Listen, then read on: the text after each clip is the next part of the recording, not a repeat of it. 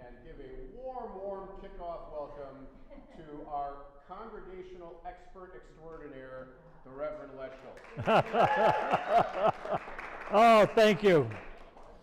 I'd like to back up just a little bit to what we did last week, because there was a couple of things that we didn't have time for, and then we'll see how the time allotment goes. I'm not going to spend a lot of time. We did talk about this when congregationals, this are individuals who, and you've all probably had an opportunity to read that, a local church, and I thought this was important enough to include it. A local church is gathered and united by solemn covenant between the members and God. It is autonomous, self-governing, and complete under the authority of Jesus Christ alone with regard to all matters of faith and practice. We have a regional association, the Wisconsin Congregational Association, and we belong to the National Association of Congregational Christian Churches, and we'll talk more about that in the next segment. But anyway, these are formed for the purposes of providing spiritual support, guidance, and fellowship, the exchanging of ideas, and joining in common ministries that are more effectively accomplished through shared resources. In the words of Harry Buttman, Congregationalism isn't just a polity, it's a process. It's people, it's poetry and prayer. Our polity is a precious thing, hard as a diamond, cut by craftsmen and multifaceted, but with many lights and colors as the angle of view shifts. It has a foreverness.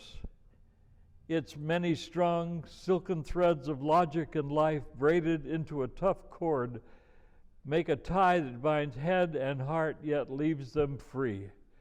So he writes, Congregationalism is a process, not a completion.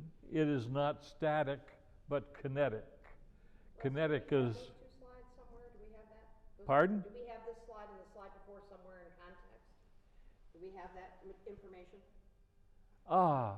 I don't know whether you have it or not. This one and the one before? Yeah. Do you have copies of those two slides? I have no idea. Okay. So you know what the word kinetic means, right? It's moving. It's moving. It's kinetic energy. It's kinetic life. It's not static. It's not staying in the same place. It's growth. I could say a lot about that. I served as the head of the Wisconsin Congregational Association for 2 years after being the vice moderator for 2 years. Actually, I'm the one who in Oshkosh got the WCA to change their Articles of Association to provide term limits, which never existed prior to that time. And Les Deinstadt, who was that time pastor of Mayflower Congregational Church on Brown Deer Road, took exception to our need to change his Articles of Association. But anyway, he was a wonderful guy, and I really appreciated him very much. All right, so we're going to not talk about the Northampton Revival, but let's talk about Unitarianism. Now, Rob asked me some questions about Unitarianism, and I've had to do some more research because I've got it here between 1800 and 1825. New England Congregationalism split into liberal and conservative wings, and by 1825 the split was complete. They formed the American Unitarian Association. I've got some supplemental material here that I didn't have when I put this together, and most of my research came off of Wikipedia as well as the books that I have left in my library. But anyway, Unitarianism, we know because it talks about the unity of God rather than the Trinity.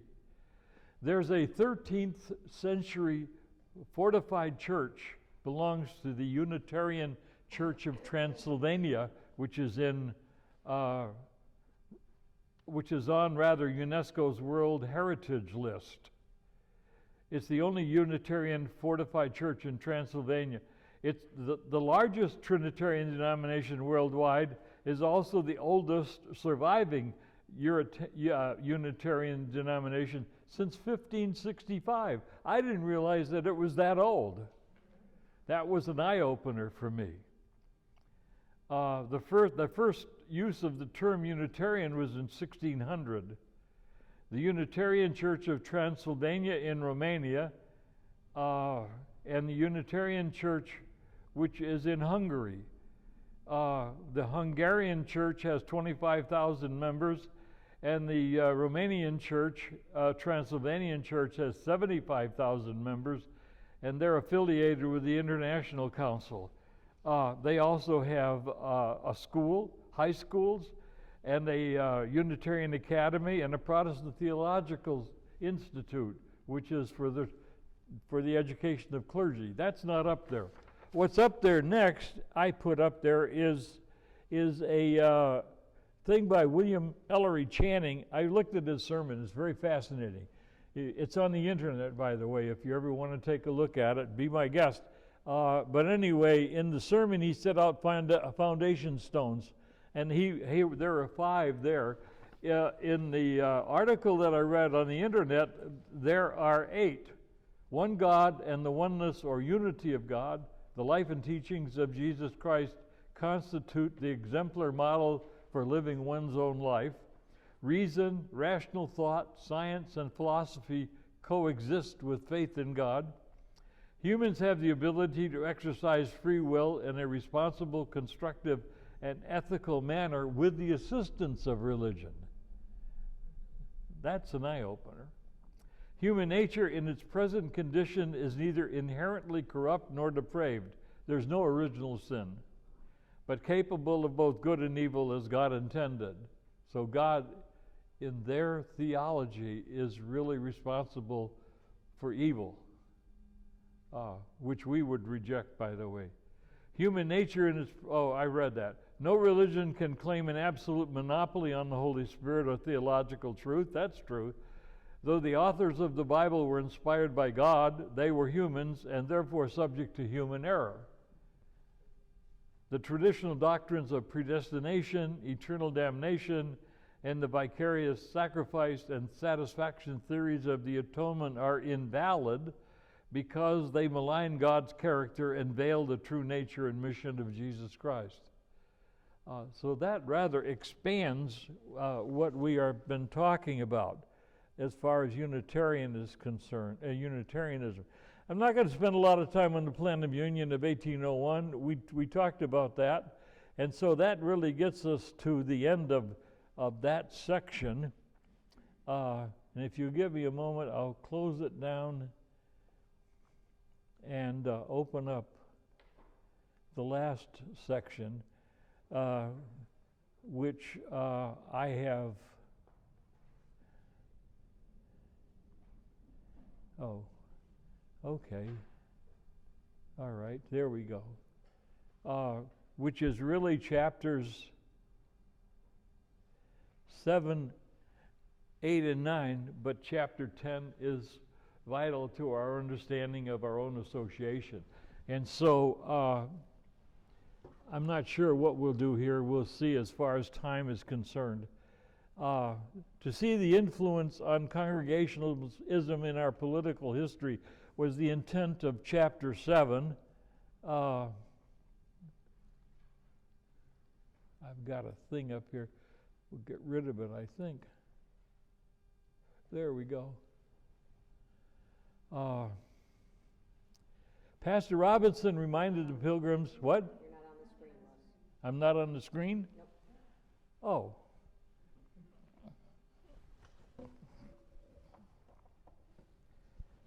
Oh, I know what I have to do. I'm sorry.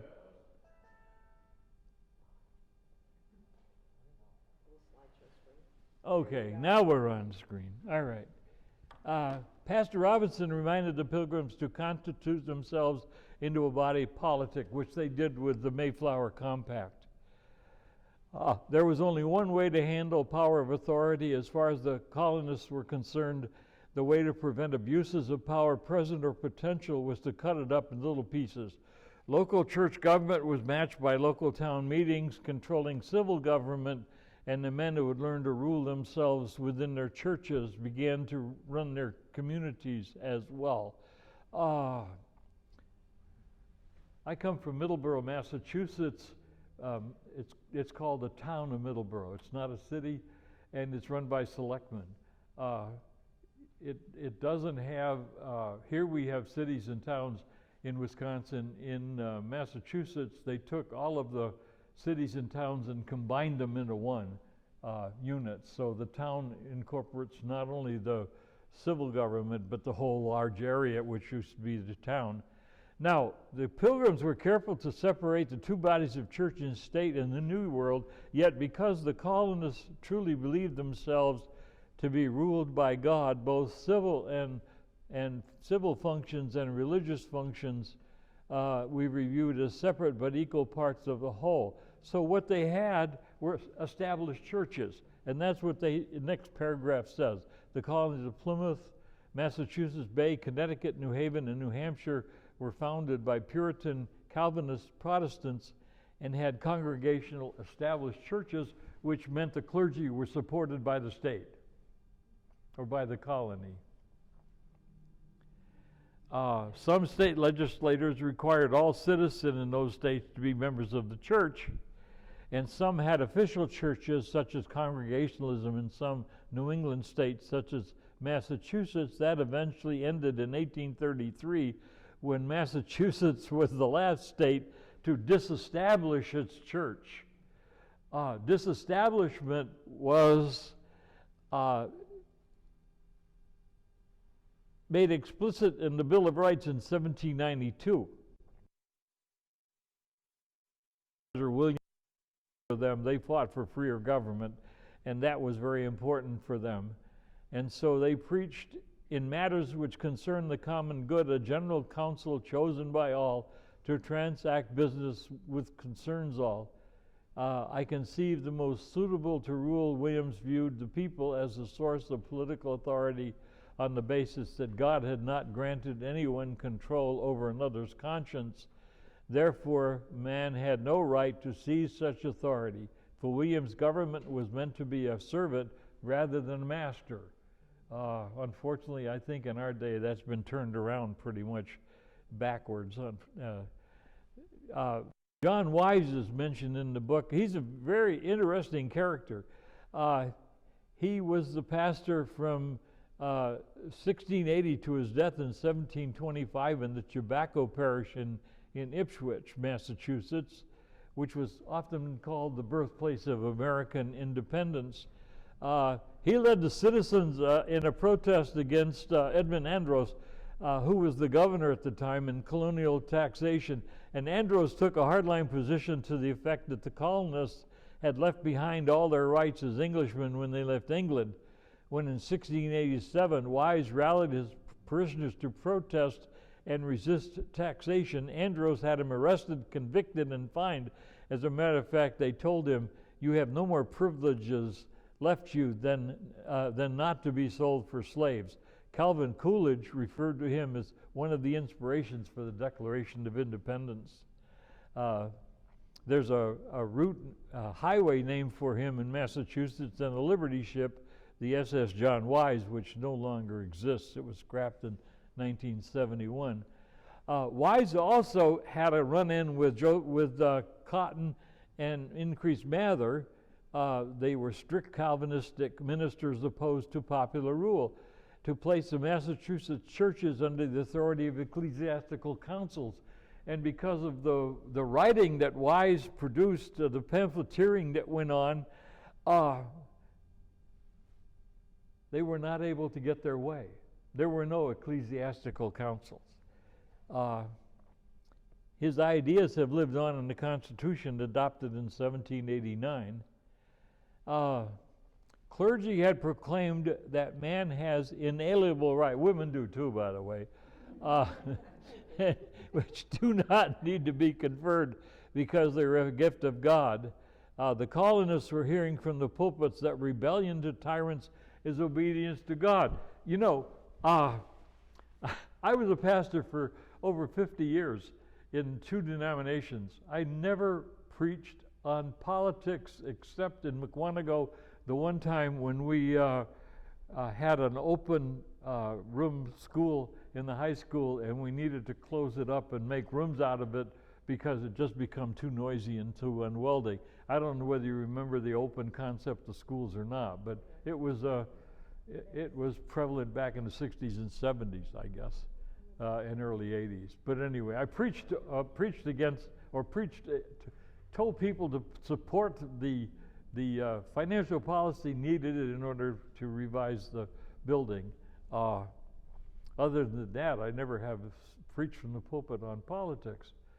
That was not the case in colonial times and pre-Revolutionary War times.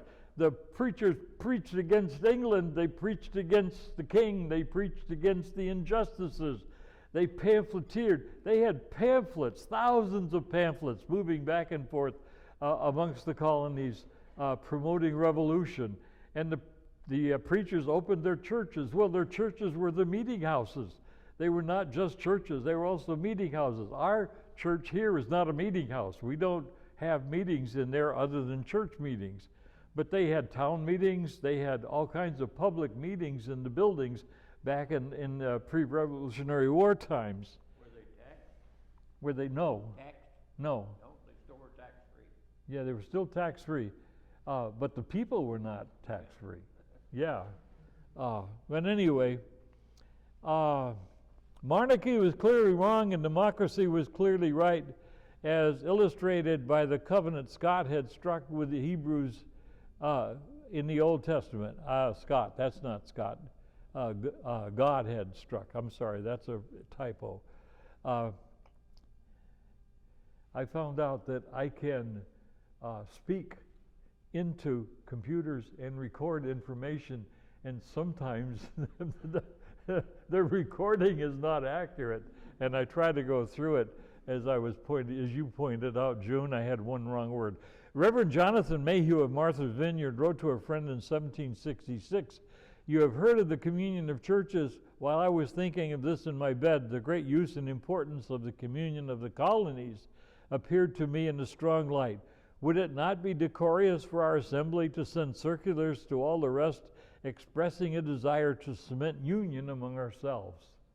And that's really what was done. I don't know what you know about Sam Adams. He's a Massachusetts person. He's a statesman, political philosopher, one of the founding fathers of the United States. He was an influential member of the House of Representatives, Boston Town Meeting. He was part of the movement opposed to British Parliament's effort to tax the British American colonies. He was responsible for the organization and carry out of the Boston Tea Party. And so anyway, he's quite an individual. Parliament passed the Coercive Acts in 1774, at which times Adams attended the Continental Congress in Philadelphia, which was convened to coordinate a colonial response. He helped guide Congress forwards towards issuing the Continental Association in 1774 and the Declaration of Independence in 1776. He helped draft the Articles of Confederation, the Massachusetts Constitution. He returned to Massachusetts after the Revolution, where he served in the state senate and was eventually elected governor. So we had a marvelous impact on politics in the colonies. Congregationalists were in the forefront. There might not have been a Declaration of Independence or a Constitution if it had not been for the Congregationalists who were leading the charge in order to create these documents and develop an independent country. Marvelous when you stop and think about our history. And you can be very proud of that. And matter of fact, maybe it's an inspiration to get involved a little bit more in our own political turmoil that we're undergoing at the present time. That's something else to think about. Chapter 8 is living one's beliefs to trace the church's role in social issues. Nancy Smart in the book wrote about reform. I hope you had an opportunity to read that. Independence brought an end to England's hated proclamation forbidding settlement of the vast expanse of land between the Appalachians and the Mississippi. Along with the general scramble for new land came the development of transportation in the Industrial Revolution, which eventually affected every city and town and village. So she writes, reform spirit filled the air, and the American genius for organization worked overtime. Look at the societies that she reports were formed. The American Female Reform Society, a Sabbatarian society, the American Foreign Sabbath Union, which was so devoting to halting the mail on Sunday, the trains almost stopped running, which was really amazing at the time. Societies were formed against the theater, gaudy clothes, card playing, gambling, alcohol. Societies were formed for peace, women's rights, Sunday school, morals, colonization, prison reform, and better housing, just to name a few. And my old denomination was a denomination which came out of a lot of these reforms. There was no dancing, no card playing, no movies, no theater. You went to church on Sunday, and the rest of the day you sat out on the porch, and you didn't do anything except maybe distribute tracts of literature to the neighborhood, which they hated, by the way. But anyway, that's something else. Okay. Slavery became a social issue. Leonard Bacon and Lyman Beecher started the American Slavery Society in 1832, probably one of the most powerful attempts in the anti-slavery movement is Harriet Beecher Stowe's Uncle Tom's Cabin, which was written in 1851, which, by the way, today I read is seen to be racist. Ooh. Originally published in an anti-slavery newspaper, the book sold 300,000 copies in the first year. And believe me, they were all in the North, basically. The Southerners wouldn't hear. And one of the trailblazers in Congregational history is the Reverend Horace Bushnell. He almost single-handedly changed the theological direction of religious education. He published his new philosophy for Christian teaching called Christian Nurture, which we're still using, by the way, in many instances. By the way, he wrote and introduced the idea that every child is the child of God, and if the child is brought up to believe he belongs to the Heavenly Father, he will never consider himself or herself anything else. So that's really true. Social gospel hymnology. I'm not sure you're aware of it. I don't know. Sally, this is really very interesting. Their early history in America, the Puritans sang a church without a bishop and a state without a king.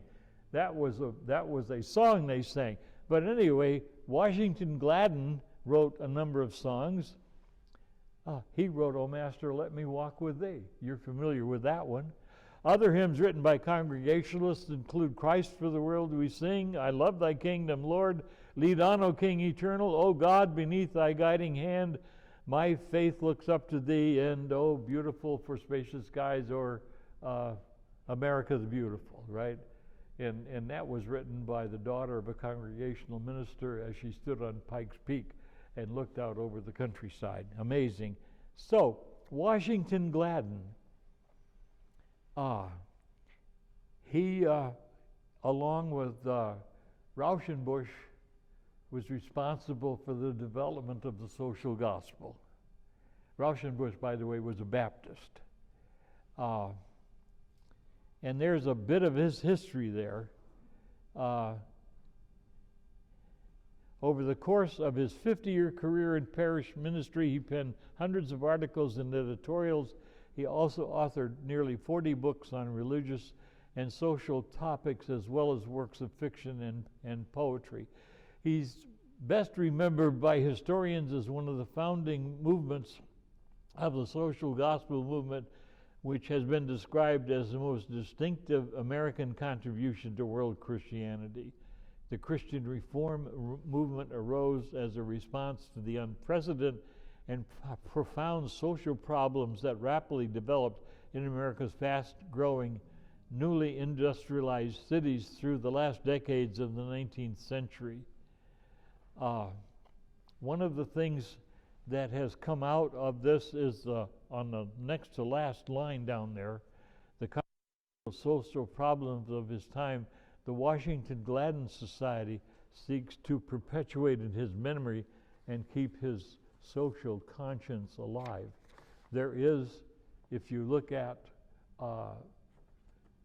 the National Association of Congregational Christian Churches website, and you go to affiliates, and you come down the list of affiliates with which the association is related, you find the Washington Gladden Society. That was begun by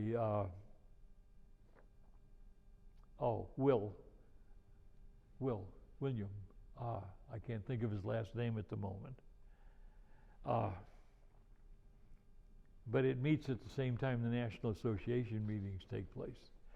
And the purpose of the Washington Gladden Society is to honor Washington Gladden's memory by applying the insights of the social gospel movement to the important controversial, ethical, and theological issues of our own times. It serves as a forum for discussion amongst Christians and local churches in the Congregational tradition. I don't know when's the last time I heard a sermon on the social issue. And for the life of me, I've sat in the pew some in my lifetime. Okay, so I've heard a lot of sermons as well as preaching them. I don't preach on social issues either. Why? Oh, well, wait a minute. We'll talk about that. But anyway, this society was born out of the needs expressed by laity and clergy who felt it worthwhile to expand the witness of the NACCC while keeping their decisions, actions, and resolutions independent of the association's business. So meetings are held at the time of the NACCC annual meeting and conference. I'm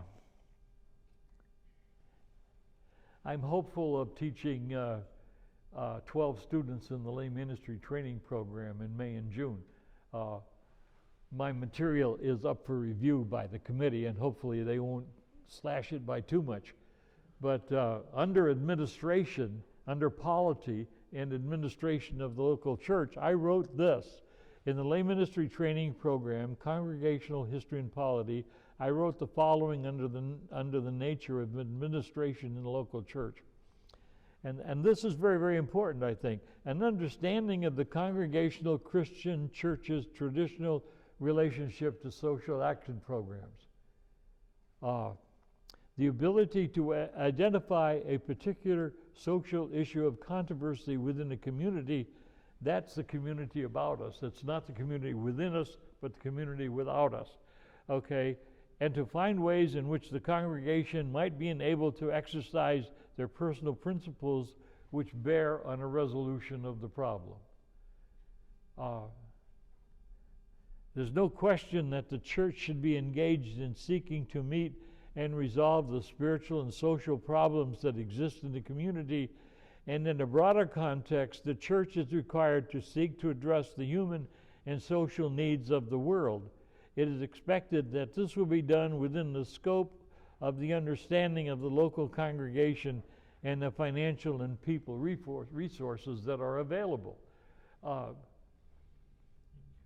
We all have a marvelous missions program. It's just incredible when I stop and think about it. Questions arise as to the ways in which a church's mission statement, I'm not sure you have a mission statement. You have a mission, but maybe it's not stated specifically, may be carried out. Some churches have a mission statement. It's recognized that the church is composed of many different people with differing values, viewpoints, and opinions. Under the circumstances, it may not be possible for a church to unanimously support a community concern, but it may be. The last thing that I wrote here I think is important. The question for the pastor is not what is the moral responsibility of the whole church, for the pastor does not speak for the whole, but how may the pastor encourage and support those who wish to take action, even if action is to be taken by opposing groups within the church. That's why we don't talk about social issues. It becomes too complicated, too controversial, and too threatening to the tenure of the pastor, by the way. Besides, to engage in social action other than outside the Washington Gladden Association, may today, especially within Presbyterianism and Methodism, there are potential splits amongst those two organizations over issues that we just don't deal with. We have dealt with them. We don't have any difficulty ordaining women. Some churches and organizations do. But that's another situation. So that takes care of that with words to consider and study questions. By the way, I hope you look at the scriptures in the study questions. I haven't taken a lot of time with them, but they're very important. Number 5 down here, why do Congregationists believe in individual responsibility to correct social issues? We've dealt with that one. What's your congregational hymn? Don't ask me. I like them all. But anyway, that's something else. We didn't talk about Dwight L. Moody. He was a layperson who became an evangelist and did a lot of wonderful things.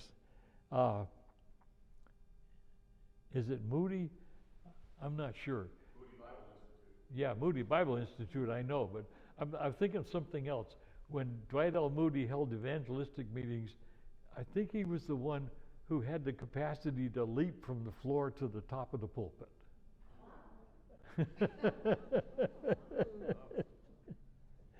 How did Congregational churches manage to influence thought against slavery even when there was no national organization? Oh, we did a great job with that.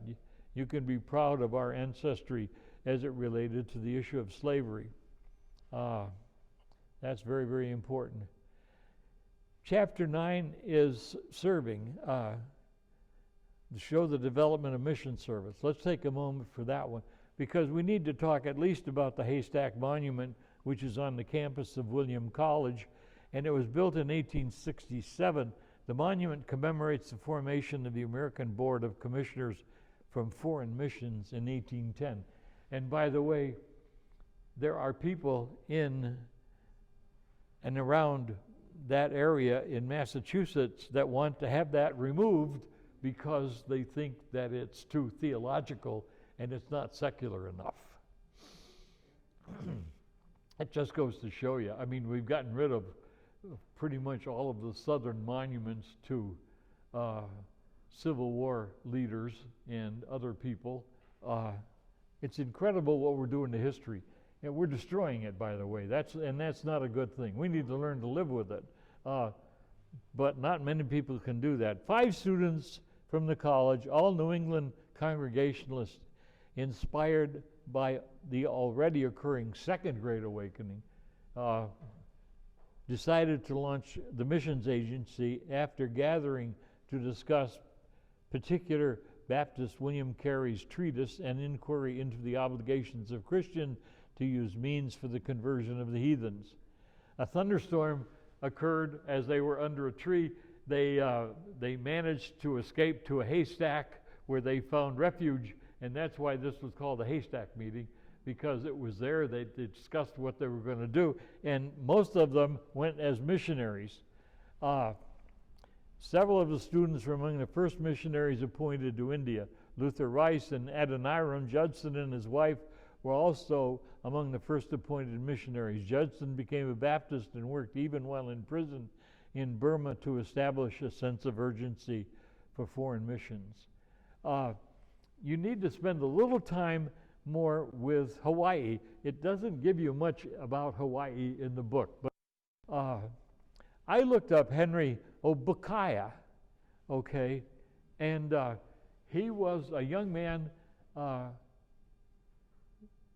His village was under attack. People were being killed. He watched his parents, his mother and dad, being slaughtered in front of his eyes. He put his younger brother on his back and was fleeing, trying to get away from the danger. Someone threw a spear, killed his younger brother, and left him wounded. He was able to escape. He eventually swam out to a ship, and the ship took him to New England.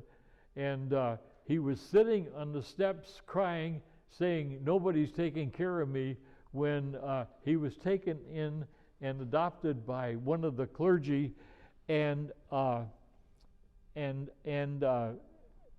he quickly was taught English. He was able to translate his language into writing, and unfortunately he came down with typhus that was sweeping New England during 1816, and he lay on his deathbed, and throughout his final illness Henry remained cheerful and calm, resigned to the will of God. And a little book about his life was printed and circulated after his death. It inspired 14 missionaries to volunteer to carry his message to the Sandwich Islands, which was Hawaii at the time. That was how it was known.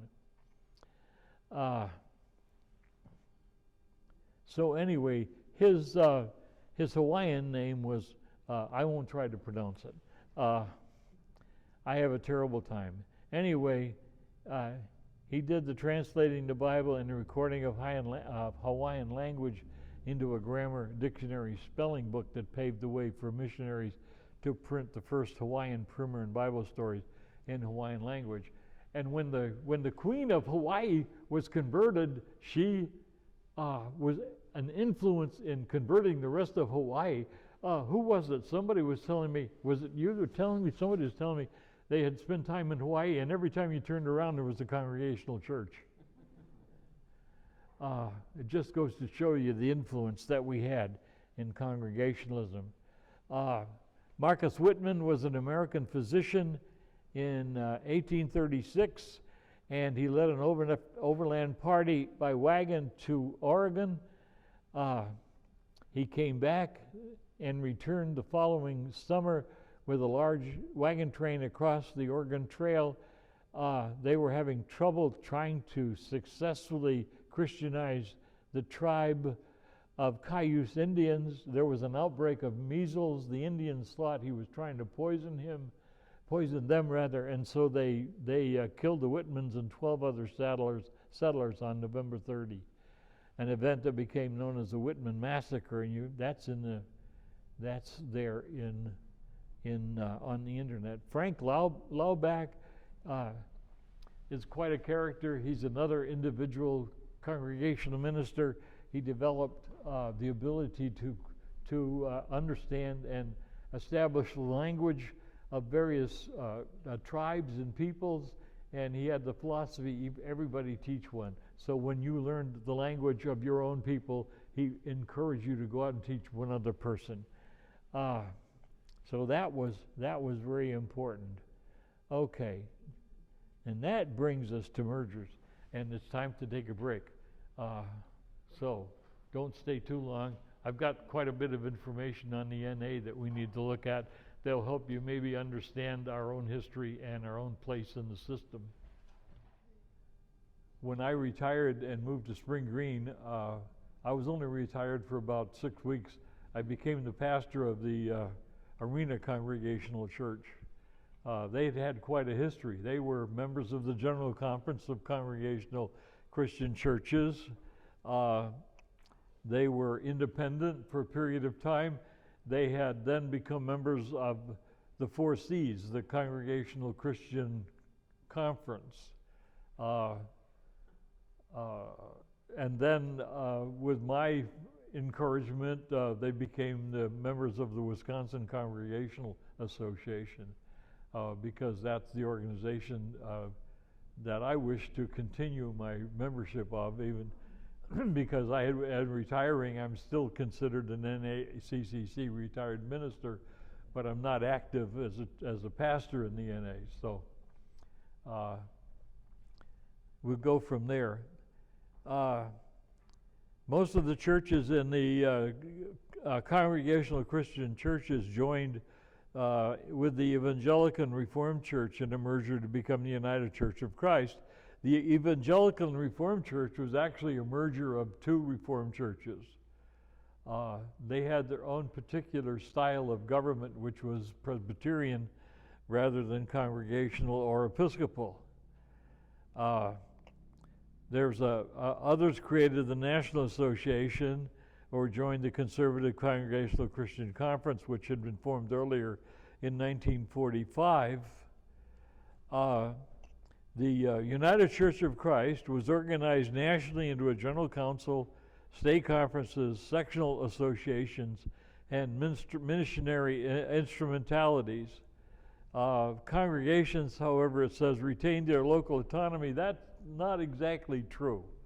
You didn't have to follow the policies of the United Church of Christ, but you were strongly encouraged to do so. As I discovered, while I was retired and living in Spring Green, I played golf with 3 former United Church of Christ Association secretaries, and I learned a lot about the association then that I didn't know. I didn't learn much about golf, by the way, but anyway, that's something else. So they retained their local autonomy up to a point, but there was some difficulty in their further development. The body that came into being in Seattle, Washington in 1931 was the National Council of Congregational Christian Churches and the General Convention of the Christian Church merger. That was in 1931. They both organizations at that time practiced congregational church governance. The General Convention of the Christian Church was a smaller organization, and it was absorbed into the larger National Council without too much difficulty. You probably can't find a General Convention, a former General Convention of the Christian Church today. They pretty much disappeared into the national organization. They were free nationally, while as constituent churches remained free to either retain their original names or adopt new usage. Here's an interesting discussion of the merger talks, which Nancy does not include in the book. She has a little bit in there about the merger, but not very much. The Reverend Dr. Truman Douglas, pastor of St. Louis Pilgrim Congregational Church, met with the Reverend Dr. Samuel Press, who was president of Eden Theological Seminary in that city, a seminary of the Evangelical and Reformed Church, a denomination predominantly of German origin, and itself a merger of 2 previously separated traditions as part of an informal interchurch discussion group in 1937. Douglas and Press talks led to the involvement of both bodies in proposals to consider organic union, work that eventually culminated in the basis of union in 1943, which both national bodies approved after a 5-year period of revising. The Reverend Dr. Douglas Horton, a former Harvard Divinity School dean, had become the Congregational Christian General Minister and presided by this point and became the prime figure in the efforts. A small but vocal minority of ministers and laymen protested the developments, charging that any merger with a confessional Presbyterian body such as the E&R Church would destroy the heritage and structure of American Congregationalism, which has proved to be the fact, by the way. These opponents formed groups that published pamphlets and attempted to persuade churches to reject the proposed merger. An anti-merger congregation in Brooklyn filed suit against the CC moderator, Helen Kenyon, in 1949 to legally stop the merger proceedings. The major legal contention made by the church and the anti-union advocates was that the CC General Council possessed no authority to enter into a merger as a national entity. After some initial victories in lower courts, a New York State Court of Appeals declined jurisdiction and judged in favor of Mrs. Kenyon and the CC churches in 1953. With this defeat, the anti-merger forces turned instead toward forming a new denomination, which became the National Association of Congregational Christian Churches, founded in 1955, a preponderance of these churches are located in non-metropolitan New England, southeastern Michigan, parts of Wisconsin, and Illinois and Southern California, and expanded. This material is from 1990, so it has not been updated to reflect the current situation of the NA. Some years before that, motivated by different concerns, chiefly doctrine, a group of evangelical-leaning congregations formed the Conservative Congregational Christians Conference in 1948. I had quite an experience. As the pastor of the Arena Church, which was a member of the Conservative Congregational Christian Conference or community, I felt obligated to go to their ministerial meetings to represent the church. I found my theology being challenged to an extent that caused me to become very uncomfortable. As I mentioned, I was divorced. I could not be a pastor in the CCC, the conservative church, because I was divorced. They would not accept divorced pastors. I could not be accepted because I was not educated in their particular theology. And what was the last straw for me was 9/11. I was on my way to a ministers' meeting in Potter, Wisconsin, which is east of Lake Winnebago, if you know where Potter is, just a little community. But anyway, we were having a ministers' meeting. I was listening to NPR radio on the way over, and they were talking about the destruction of the Twin Towers. When I got to the church in Potter, the pastor brought a television set down from his office so we could see it visually as well as anywhere else. It was incredible to watch. But what got me in that meeting was one of my former colleagues, who was the pastor of a church in Hartford, who left the NA over angry because he didn't get elected to an office he wanted, and he took his church out of the NA and joined the Four Cs, was to say that the destruction of the Twin Towers was God's judgment upon the United States for our sinfulness, our acceptance of abortion and the ordination of gays and women. And I tell you something right then and there, I just cringed. That's not my position, by the way. And I went home from there and I asked my congregation, how strong was their affiliation with the Four Cs? And they said, well, it's not at all. They only joined the Four Cs because they had an insurance agent who was in the Four Cs lay ministry training program, and in order to be ordained as a Four Cs pastor, he had to be a member of a Four Cs church. And so they became a Four Cs church so he could be ordained. And that was the only reason. So I said to them, I've been a member of Wisconsin Congregational Association and National Association for years. What do you think of that? And they said, oh, if you'd like us to join that, that would be fine. So we hosted an annual meeting of the WCA in Arena. I don't remember the exact date, but at that time, we were accepted into the Wisconsin Congregational Association, affiliated with it. And so therefore, I began to go to Wisconsin Association clergy meetings instead of the Four Cs. And it's much more comfortable, by the way, I'll tell you that. So that's a little bit of my history, but it's also a little history of the Four Cs. And it's also a reason why they exist. They are ultimately very conservative. They have a lot of information online. But anyway, the final vote on participation by the General Council of Congregational Christian Churches in the UCC merger took place at the 1956 General Council meeting in Omaha, Nebraska. 88% of the delegates approved the motion to unite with the ENR Church, and the latter body's General Synod approved an even by wider margin. This sets the stage for the uniting General Synod, which took place in Cleveland, Ohio on June 25th, 1957, the General Council of Congregational Christian Churches was represented by the Reverend Fred Hodgkins, who had succeeded Horton some years earlier as General Minister and President.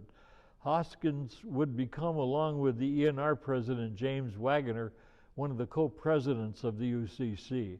The actual consummation of the UCC, however, did not occur until 1961, when sufficient number of Congregational Christian congregations voted to approve the denomination's new constitution.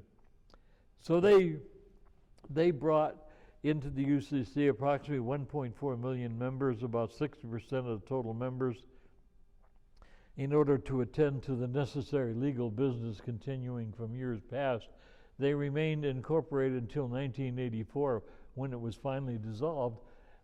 The National Association of Christian is an association of about 400 churches, providing fellowship for and services to churches from the Congregational tradition. They maintain an office in Oak Creek, Wisconsin. By the way, they still do. There was an attempt to move the office to Olivet College in Michigan, which didn't work out too well.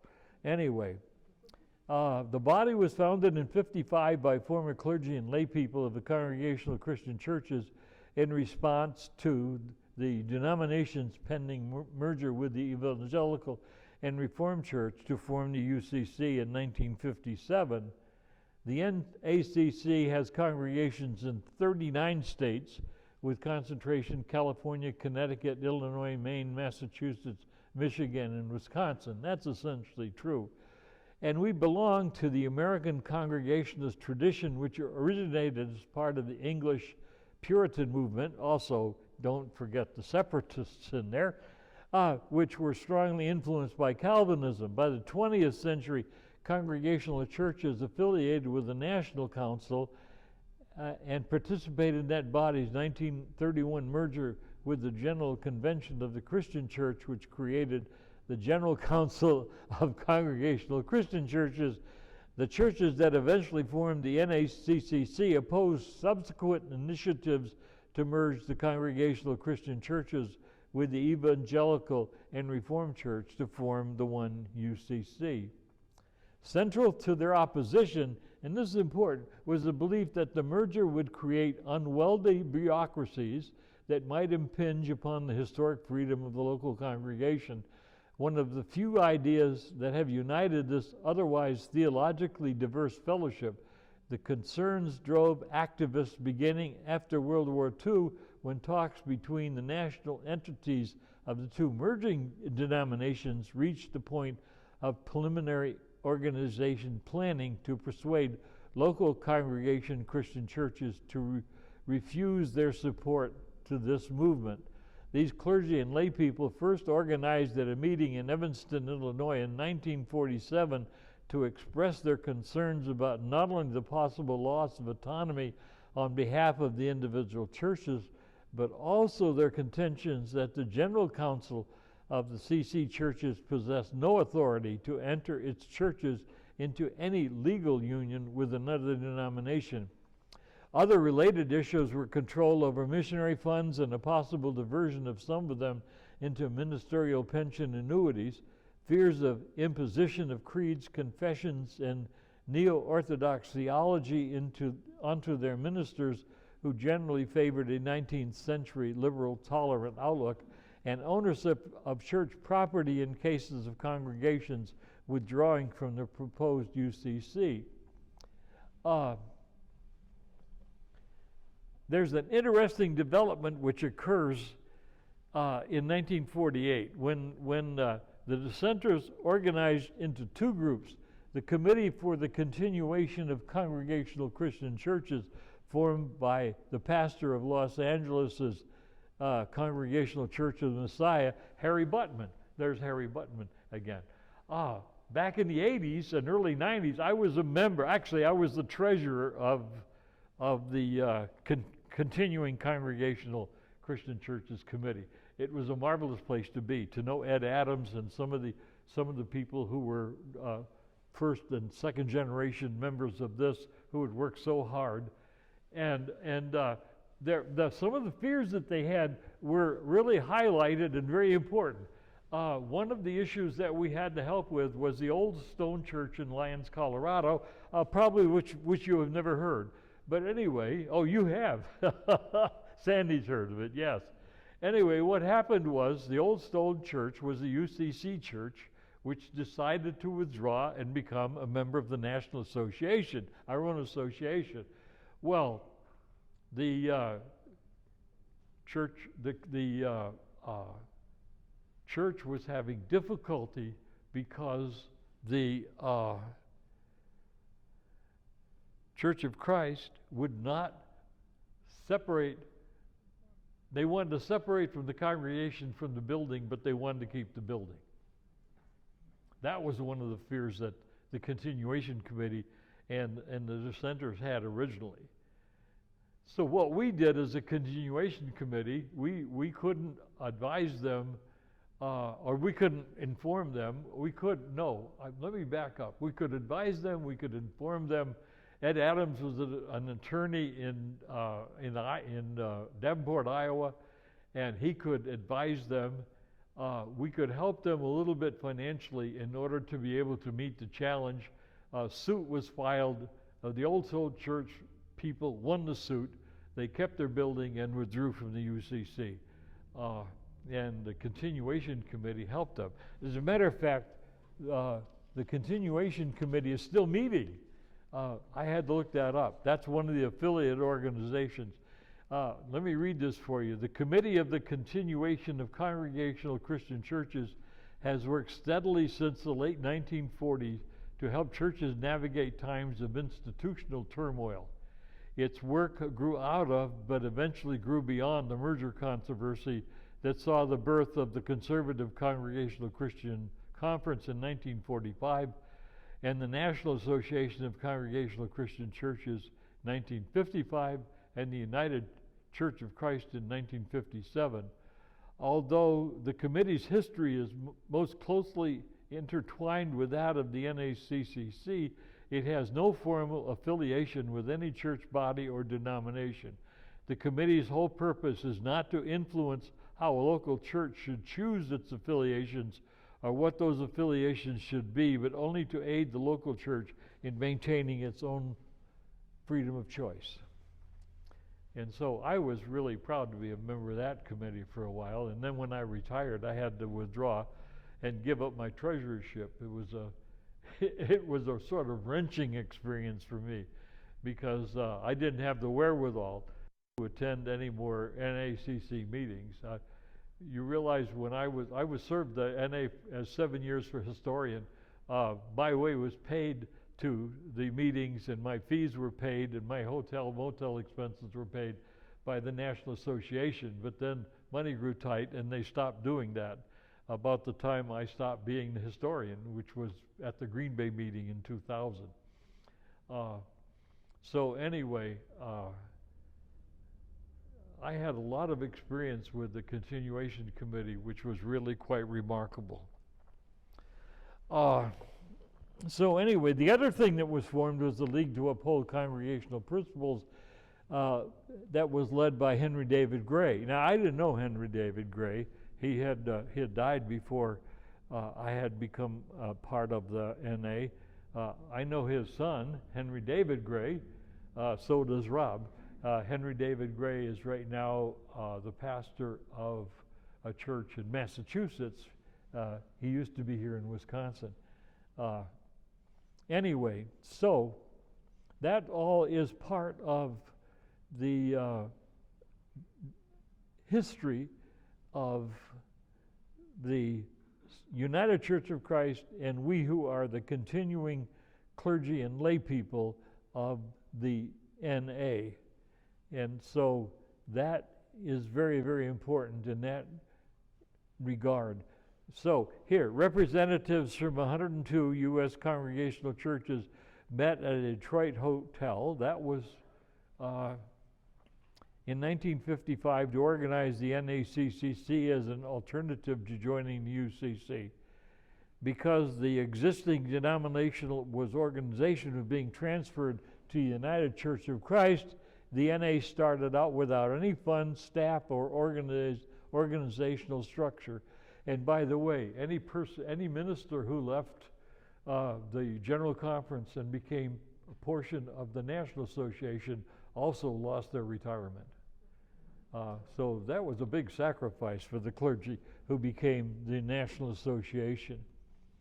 Dr. Harry Johnson of Idaho had previously been superintendent of the Intermountain Conference of the Congregational Christian Churches, was the first executive secretary in 1956. He was succeeded by the Reverend Neil Swanson. I knew Neil. He was a great minister, and he was the pastor of the church in Wauwatosa, First Congregational Church. Yeah, as a matter of fact, I had some correspondence. He was writing a book and wanted to know if I could make any contributions. I sent him a bit of humor, which I don't recall at the moment, but it was funny. I said, maybe you can include this in your book. I don't know whether he did or not because I didn't see the book. But anyway, he became the first head of the NACCC, and the denominational office then was built in Oak Creek, and they moved in 1973.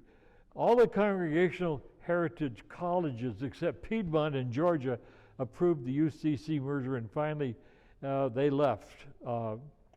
The only one who joined the NAC was Piedmont. I've been fortunate enough to be there after attending the NA meeting in Atlanta, and I walked on that college campus and I thought I was home because it looked exactly like the college that I attended in Massachusetts, which unfortunately no longer exists. My alma mater is gone. It's surprising. It's very disappointing too. Also, Olivet has joined the NA, but both Olivet and Piedmont have joint affiliation with the UCC and the NA. So there's more there that is important. Local church autonomy is very, very important. So if congregations in the middle of the second paragraph take exception to measures passed by the NA annual meeting, they can seek a referendum vote in order to rescind it. In terms of ministry, the NA respects local autonomy to the point of refusing to keep a membership list for those clergy serving its churches, although the annual yearbook provides a list of known pastors for convenient reference. Ordination by a local church is sufficient for recognition by this tradition. Regional associations are strictly for the purpose of fellowship and mutual affection and edification, rather. Like the national unity, they have no authority whatsoever over their member congregations. That hasn't developed yet, by the way. If, as I mentioned earlier, if you look at the development of organizational structures, you start out very loosely with no authority, and because of circumstances which develop, churches begin to generate authority in associations and eventually in national organizations. I thought some of this was going to happen back in the 80s. We had two situations in churches, one here in Wisconsin and one in Massachusetts, where you had phony people coming in claiming to be pastors, and the churches didn't do an extensive research onto their credentials, which were disastrous. Well, there were two situations here in Wisconsin, one of which I knew mainly intimately because my stepdaughter owns a General Cafe and store in Spring Green, and she was accused by the local congregational pastor of being Satanist. And that guy there, I won't tell you his name, but anyway, I think I still recall it. But anyway, he left at midnight one night and disappeared and was never seen since. Because one of the things that he was doing was he was counseling young women in a very intimate way. And he would have been arrested and jailed if they'd ever caught him. That's There's some other things there. Regional associations in the NA are strictly for the purpose of fellowship and mutual edification. Like the national entity, they have no authority whatsoever over their member congregations. Also, unlike the UCC, there is no necessary relationship between a regional association and the NACCC.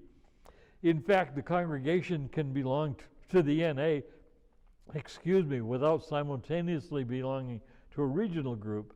By contrast, in the UCC, a church must hold membership in the association covering its geographic territory before participating in the affairs of its conference and the General Synod.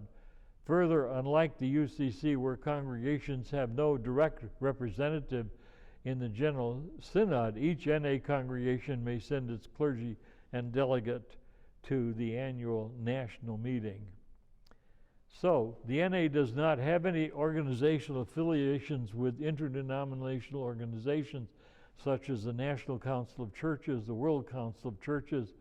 It did not participate in the consultation on church union, and all of that information comes from Wikipedia. We have sent observers to these various entities, even though we don't participate in them, which gives us the opportunity to learn from them and to communicate with them as the case may be. And that sort of brings us to the end of everything. Questions? We got 10 minutes for questions. We discussed this just after the first one, but can this PowerPoint presentation be made available to us, either on the website or on a CD or email to us? I'm leaving that up to the Board of Christian Ed. I don't know. So, Rob's on the board. Share, Janet, share, Janet. Yeah, the first series is already up on YouTube. Oh. And so what you can do, these screens show up very well. So not only watching it, but you can pause it and stop it, and I don't know if you can do a copy paste, I didn't try to do that, but if the first one's already there, Great. and if any of you, I'm just gonna do a plug for our YouTube. I love it, I love our church, the regular sermons, and so if you don't know how to get onto YouTube, ask somebody. Oh, okay. That's good. Yeah, it's a good plug. Thank you. Okay, yes. Could you just go into the basic tenets of Calvinism? Because that was basically what Puritans followed, the Calvinistic theology. Yeah, I have that paper, that extra paper. Okay, they reject the Trinity. Calvinism. Yes, they reject the Trinity. What? Calvinism. Oh, Calvinism. Oh, I'm sorry.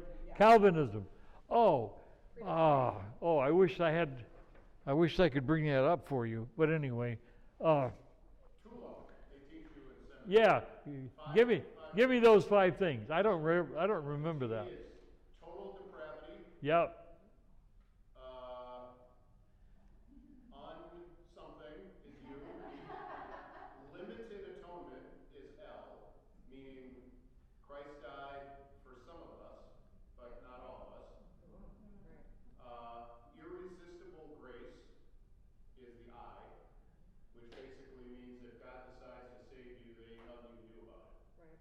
I mean, you can't sex, drugs, rock and roll, whatever you do, if God decides you're saved, you're saved. And the P is perseverance of the saints, which is a similar idea. It basically means once saved, always saved. So the question came up, what if somebody gives their life to Christ when they're 20, but by the time they're 50 or 60, they're living a completely awful life of debauchery?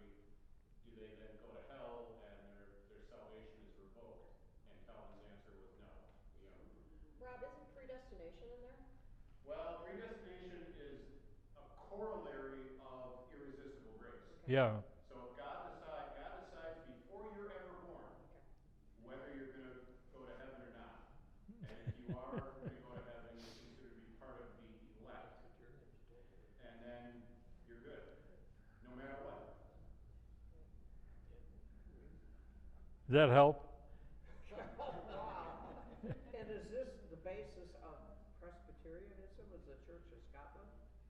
mean, is Well, that yes, it is to a degree. Not today, I mean, But- it's evolved since then. not so? It's not practicing. Presbyterians, Is direct. yeah, Presbyterians and Congregationalists both came from Calvinism, okay? And that's what we believed as a denomination for years, up until probably the Second Great Awakening, which occurred in the 1840s, and things changed then, and we moved. Then you have the Enlightenment, and that changes things too. Theology then becomes more fluid, more flexible, and less controlling. Yeah. Yes. What's the present situation of the National Association? The present situation? Tenuous. Pardon? Tenuous. No, I don't think so. I think it'll survive. I have no doubt of its survival.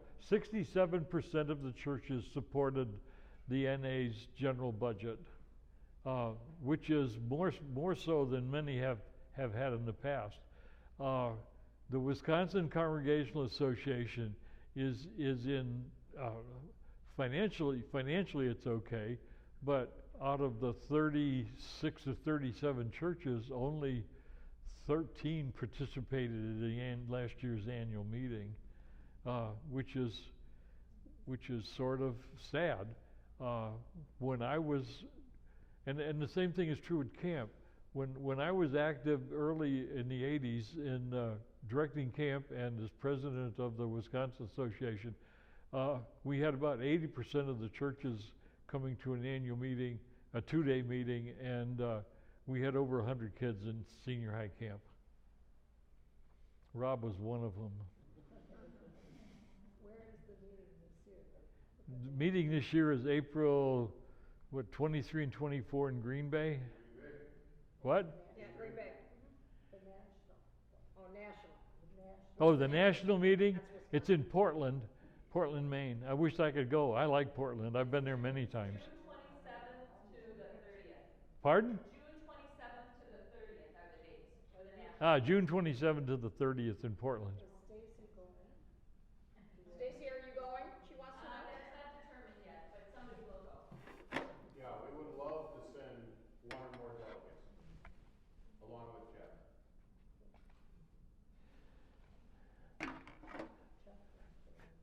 No more. Can you top this or personal exposition? Okay. Well, I'm all on videotape.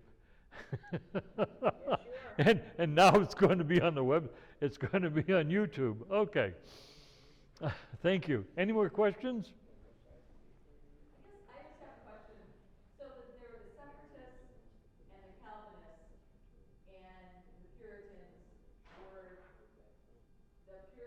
were derived from the separatists? The Puritans were also Calvinist. The Puritans and the Separatists were both dissenters from the English Church. The Puritans decided to try to purify the church from within. The Separatists realized how improbable that was, and so they separated from the church. Okay. And are there still separatists and Puritans anywhere? We're Separatists. Okay, so we just call ourselves something different. We're not Puritans. But are there separatists or Congregationalists in Europe where they started? Yes. Oh, yes. There are the Congregational Christian Churches of Great Britain. As a matter of fact, there's an International Congregational Fellowship which meets, biannually?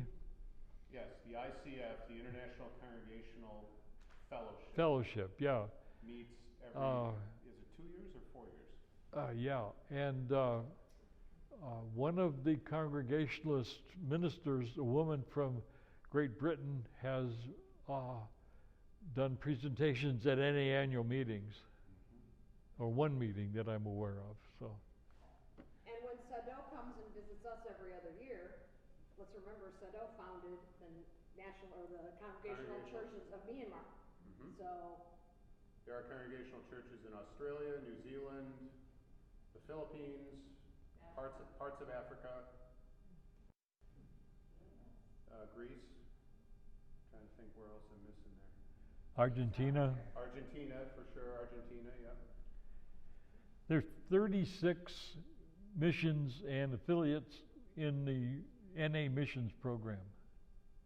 I looked them up because one of the questions was, how many missions can you find in the NA yearbook? Well, you don't have access to the yearbook, although the yearbook is back online, by the way. It was offline. And not only the 2020 yearbook, but also 5 or 6 previous years are on the net, so you can look up and see. They have made a distinction now between active clergy and retired clergy, so I got moved over in a retired clergy section. And they don't give out as much information as they used to about us, but that's okay, I don't mind. So, let me share with you a couple things as we close, by way of sort of it's a small world after all. A couple of Les's slides mentioned a church in the 1940s that launched some legal action opposed to the UCC merger. I'm not sure, but I strongly suspect that is the church that Dick Bookman got his start in. it is, it is. Long ago, right? It is, yes. Yeah, so that's a connection with us here. Okay, yeah, Camden in Brooklyn. Another connection mentioned Henry Gray, his son, who both Les and I know, Henry David Gray. Some of you in this room know the next generation. That's Doug Gray, who used to be the associate minister in North Shore and a past director of WCA Camp, went on to be the pastor at Second Congregational Church in Beloit, and is now the pastor at the Congregational Church in Squantum, Massachusetts. Yeah. So, I mean, there's all kinds of little, and just as a piece of humor, Harry Buttman has come up many times in our presentation. I met him only a couple of times when he was quite old and I was quite young. I was on the commission, the NA's commission for the youth ministry. Had a couple of terms on there, but during one of them we were looking at doing some restructuring of the organizational chart for the NA, and all the commissions and divisions were asked to contribute ideas. How can we do some cost savings, make things more efficient? And we on the youth commission had some ideas. Harry Buttman was so outraged by the ideas that we had from the youth commission that he authored and typed up a formal letter opposing what my specific commission. I mean, he was doing it in a friendly way, but he was completely opposed to the ideas that we had. And we all, again, most of us in our 20s at the time on this commission, you know, reading this letter, body slamming our ideas. But he was such a writer that a lot of us memorized one sentence from his letter because it was so, I don't know, just hairy. So the letter, the sentence was, we know that most new ideas are bad ideas as manifested by the multitudinous lunacies of the United States Postal Service. What? That's how we got body slammed for our ideas.